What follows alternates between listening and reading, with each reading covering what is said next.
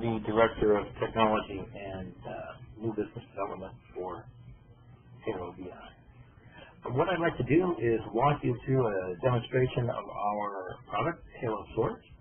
Halo Source is a comprehensive metadata-driven tool, basically a tool that's going to allow you in a few easy steps to be able to source data, build staging tables, and some of the infrastructure you need for a warehouse along with the analysis services queues without having to use any of the various and disparate IDE capabilities provided by Microsoft. Microsoft provides an excellent infrastructure, if you will, and a set of capabilities for data warehousing and business intelligence. There are still some disparities in their IDE, and certainly in their ability to provide a complete end-to-end metadata-driven tool and capability. Given that, what I'd like to do is take a walk through our capability, and in about 10 or 15 minutes, be able to show you how we can build a small customer data warehouse where we're going to be able to source data, build a staging area, and build other queues and the appropriate dimensions without having to touch any interfaces. So with that, we will open up Halo Source. And as you can see, we've got a straightforward interface here. First thing we're going to do is create a new project. Within that project, we will quickly edit the project name. That will be Customer Demo.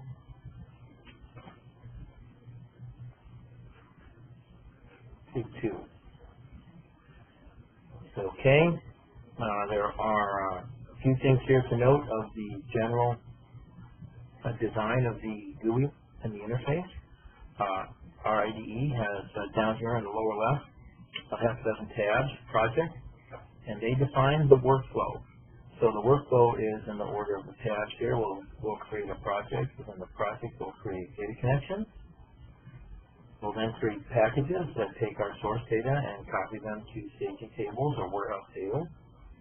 We'll build dimensions. We'll build cubes. And then, of course, we'll set up workflows. Back to projects. I'm not going to go into all of the functionality here, but a few things to cover up front is in your installation, depending on the type of SQL Server installation you have, under the extract profiles capability, you're going to be able to determine whether you want us to automatically pick your SQL Server version or support one of the previous versions, 2008, 2008 R2, or 2012. And again, we've got it set to auto, so you don't really need to make any changes there unless you've got multiple versions installed. So, moving along, getting into the project, the first thing we're going to do is let's go ahead and connect to our analysis services environment. And the first thing we'll do here is we will edit that connection.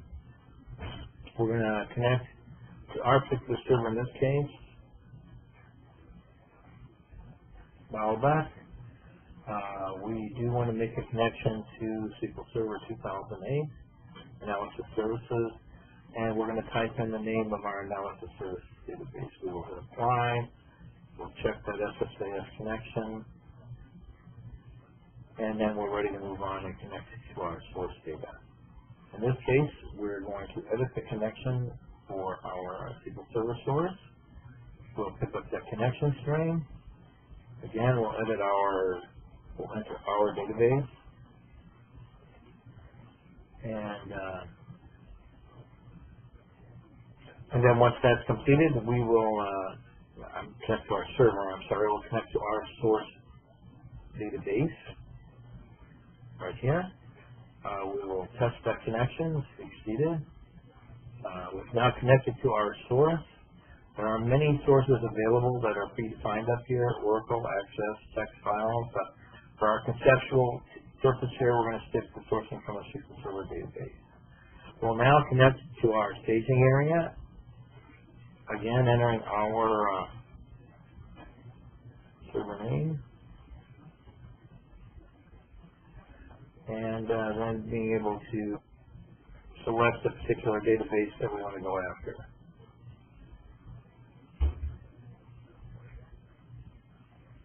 which in this case will be Halo source customer number. Test that.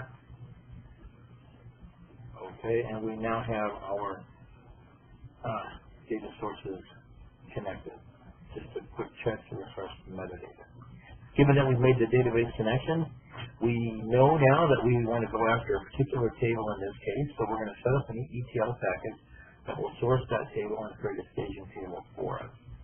So really, in order to do that, we're going to create a new ETL package. Right-click, and we can say new ETL package.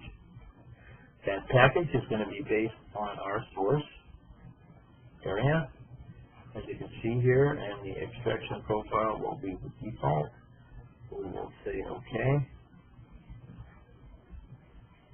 And then expand again. We will right-click on that package, and we will add a table to that package.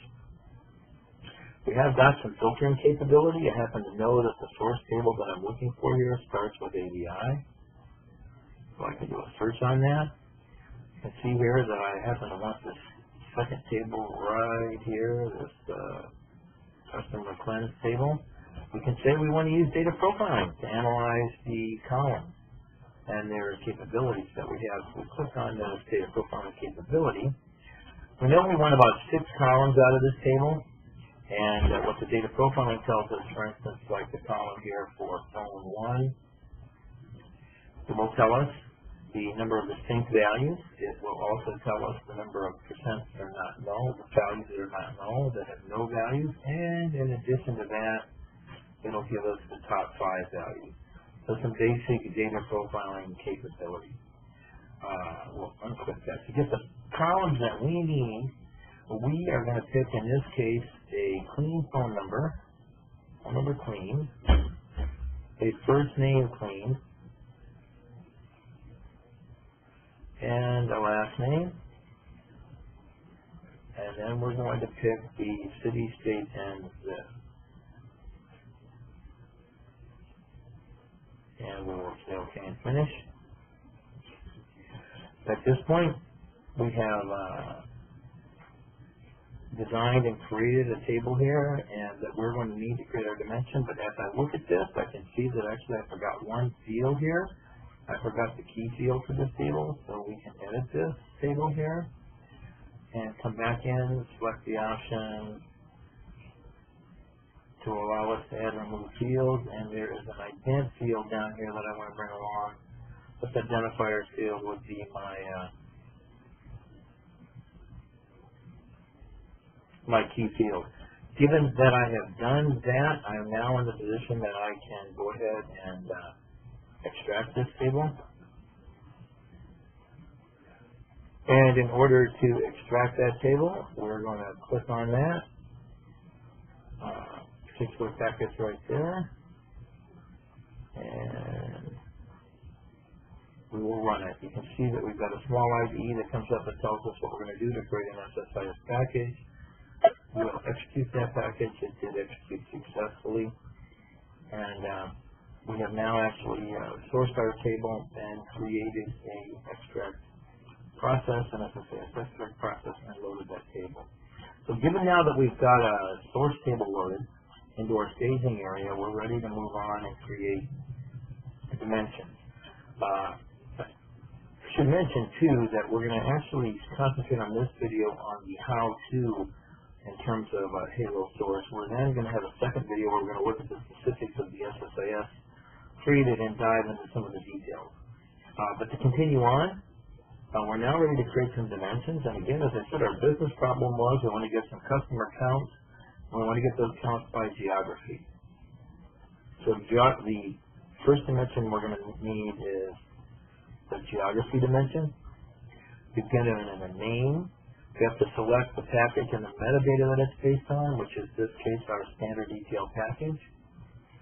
We want to say OK. So now we've actually got that dimension out there. We could have done a few more things along the way. I'm just stopping and saving as we go just so that you can see the issues in the GUI. If we determine now that we want to edit that dimension, first thing that we're going to do is we're going to create some mappings that will allow us to quickly set up the fields that we need. We know that the ident field, for instance, is new. That will be our key field. We also know that we're going to need the rest of the fields that we've got here. Our clean phone number, our first name, our last name, our city, our state, and our zip. So given that gives us the fields that we need. A couple of things that we need to do in terms of some mapping capability here. We've got our attributes map over here. We do want to come over here and point out that the ident field is going to be our key field. And then what we're going to do is say, okay, we've now, if you will, constructed the basics of the geography dimension. And what we're going to want to do is transform it. Before we build our hierarchies, we're going to want to be able to take this design that we put in and actually generate the necessary code to create a dimension table. And just real quick, if I were to pop into SQL Management Studio here, and we were to open up our databases and say, let's take a look at our customer database here.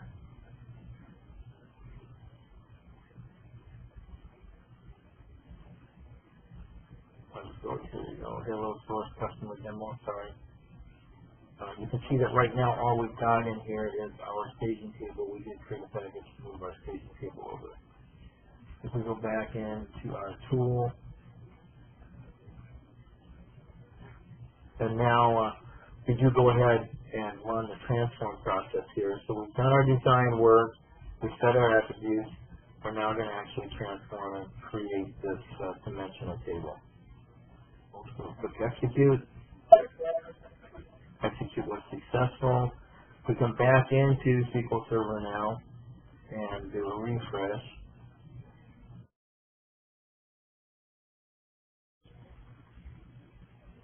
We can now see that we actually do have a couple of tables. We've got our dimensional, our geography table, a temp word table, and we've got some duplicate processing to account for issues that we may have. If we were to open up our geography table here, you can see that we indeed have got our identification keys and the rest of our fields set up that were going to be needed. So back to the tool.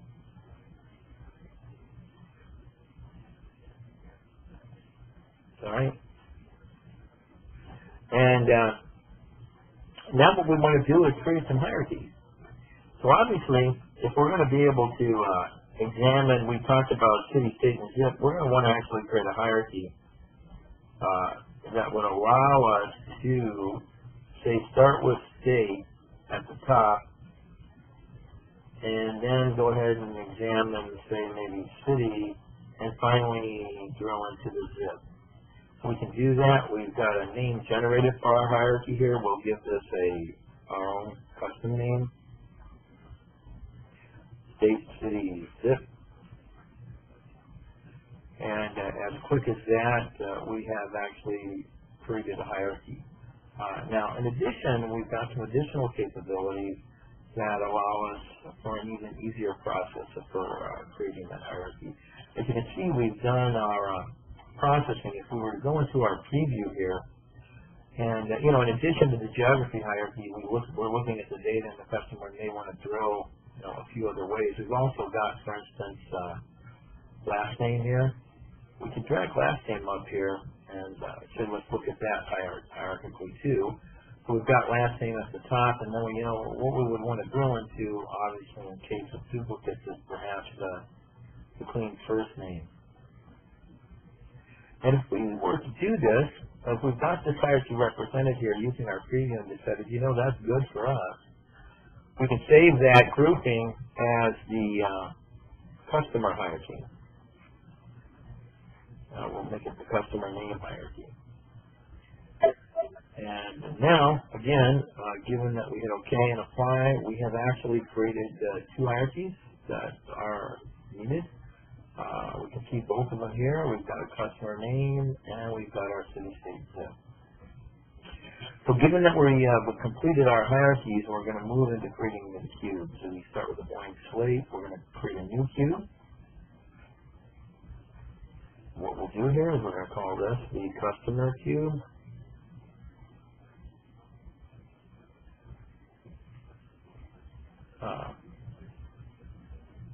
And it's going to be based on the fact table or a table here from our ETL package. We say OK. So open that process up. First thing that we're going to want to do is we're going to want to edit and select the dimensions that we use in the cube. In this case, we're going to be using our customer dimension. And we'll bring that over here. And we've got that available. We will say OK. The next thing that we're going to want to do is we're going to want to create a measure. We're going to create a very simple little measure here. Over here in general, we'll select the table that we're looking for, which is our staging table here. The measure that we're going to create is we're going to pick up the ident field, and we're going to do a simple count. And then for mappings, we've got a little bit of work to take care of here. And in this case, we want to identify the fact field that relates to our dimension table. We simply click on it and go set mapping, and we are done. So with that, we've actually gone through the process of creating the source, the extract code, the dimensional table, and what we're going to do now is create something that will allow us to associate our facts and dimension tables. We're going to create the views for the facts, which will be code generated living inside a SQL Server. We'll take a look at that in a second.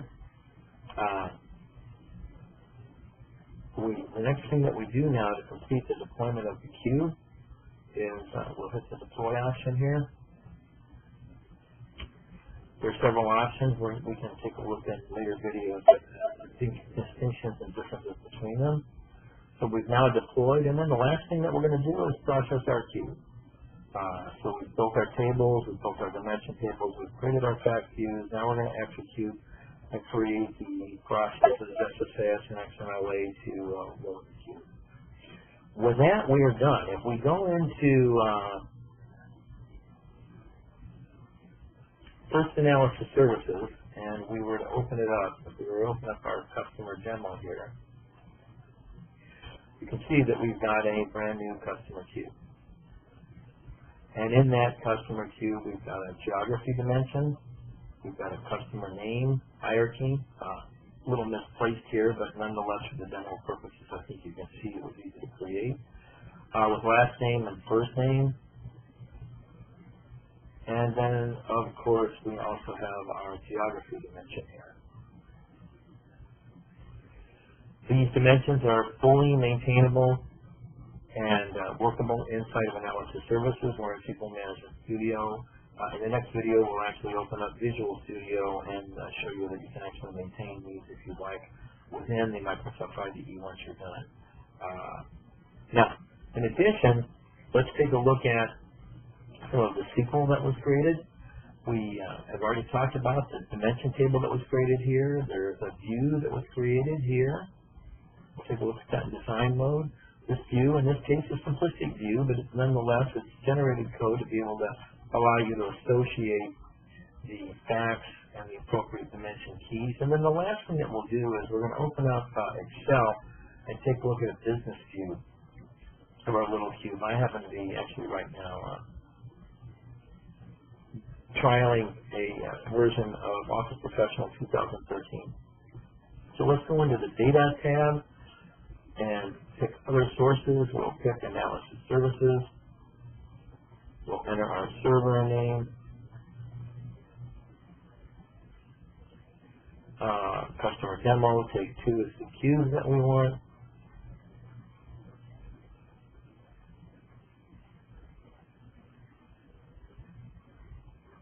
And we'll finish that up, and we'll open it up. And then, as you can see here, we've actually got our cubes and our hierarchies created. Ooh, but there, grabbed the wrong database. So now we have got the demo that we actually just created. We've got a hierarchy here of customer name and city, state, zip, and ident. The ident field is, again, our little customer count of 700. If we were to click on customer name, as you can see here, we can drill into those customer names and get their last names or any duplicates that we have. We can actually then move over to our original objective here on city, state, zip, and see that we can, we've got some blanks. In addition, we can drill into the particular state, look at the particular cities that are involved, Arizona, Arkansas, the like, and then be able to work out the cities and states that we've got in those. So again, our cube completely created, information available within a few minutes actually. And as I said in the next video, to finish up here, we'll be taking a trip through and looking at the actual code that was created. Just to recap here, we've created a project. We have selected SQL 2008 as our platform. Created data connections. There are other capabilities here in terms of creating reporting services capabilities and mail capabilities and alerts. We'll go into those later. We've created packages for the specific tables that we needed. We've designed our dimensions. We've designed our hierarchies, as you can see here. Created our cubes. Done our measure group mapping. We'll save creating a workflow for a later date, but suffice to say at this point that it's relatively straightforward to create an automated workflow. And what's important here is all of this is maintainable through the Halo Source IDE. You won't have to use any of the Visual Studio capabilities or Business Intelligence Development Studio capabilities of 2008 or 2012. SQL Server, you can continue to maintain your project throughout the life. Some obvious implications here, where if we were to go in and add a column here or add information and edit our table, that whole change process would filter through our solution and we would not need to make any additional coding changes and we would be told of any impacts or issues. So again, Ira Whiteside from Halo BI. Please contact us if you have any questions. I'm available at ira.whiteside at iqforbusiness.com.